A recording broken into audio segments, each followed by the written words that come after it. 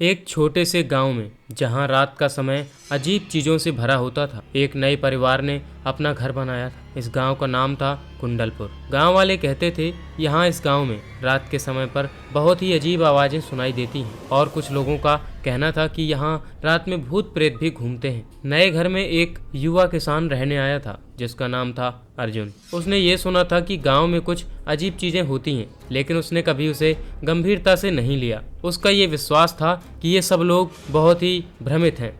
एक रात जब चांदनी रात में सारा गांव नींद में सो रहा था, तब अर्जुन ने एक अजीब सी आवाज सुनी। वो चौंक गया और बेड से उठकर देखने के लिए बाहर निकला। घर के बाहर अंधेरे में वो एक पुरानी हवेली की ओर बढ़ चला। हवेली का माहौल भी बहुत ही अजीब था। वहाँ कुछ विचित्र और पुरानी चीजें रखी हुई थी और उसने चारों ओर एक अजीब सी चप्पल बज रही थी। अर्जुन ने वहां जाकर चप्पल की ओर बढ़ते हुए देखा कि चप्पल अपने आप में ही हिल रही थी, किसी नदी की लहरों की तरह। अर्जुन की दिल में एक अजीब सी ताकत महसूस हो रही थी, लेकिन उसने अपनी हिम्मत नहीं हारी। वो चप्पल की ओर बढ़ते हुए देखता रहा और एक कमरे की तरफ जा पहुंचा जहां से वो आवाज आ रही थी। कमरे के दरवाजे को धीरे से खोलते ही उसे एक पुरानी पुस्तक नजर आई। पुस्तक में एक चिट्ठी भी रखी हुई थी। अर्जुन ने पुस्तक और चिट्ठी को उठाया और पढ़ने लगा, जिस पर लिखा था, प्रिय यात्री, ये हवेली एक समय के लिए एक विदेशी शैली के सुरक्षित रूप में इस्तेमाल होती थी,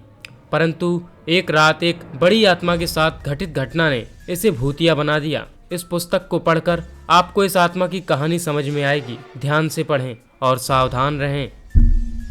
अर्जुन ने चिट्ठी को पढ़ा। उसे अच्छा नहीं लगा कि वो इस हवेली में रहा है। फिर उसने पुस्तक के पन्ने खोले और वहाँ एक अजीब सी आत्मा की कहानी पढ़ी। वो कहानी थी कि बहुत साल पहले इस हवेली में एक बहुत बड़ी आत्मा रहती थी जो अपनी असली मोहब्बत की खोज में यहाँ आई थी। उसका नाम था सुल्तानी। अर्जुन ने खुद को ये सोचते हुए पाया कि शायद ये वही आत्मा है जिसकी आवाज़ें गांव वालों ने सुनी हैं। कहानी के साथ उसके चित्त में एक अजीब सी भयानकता उत्पन्न हो गई। धीरे धीरे वो पुरानी हवेली में चला गया और वहां आत्मा की आवाज़ सुनने के लिए तैयार हो गया। वो कमरे की दीवार पर लटकी हुई एक पुरानी तस्वीर को ध्यान से देख रहा था। तस्वीर में एक हसीन महिला थी जिसके साथ सुल्तानी थी। उसकी मुस्कान और प्यार भरी आंखें देखकर अर्जुन ने समझा कि ये आत्मा अपनी मोहब्बत को खोज रही है। समझने के बाद अर्जुन ने धीरे धीरे उस समय की घटना को समझा। सुल्तानी और उसकी मोहब्बत ने एक खतरनाक ताकत को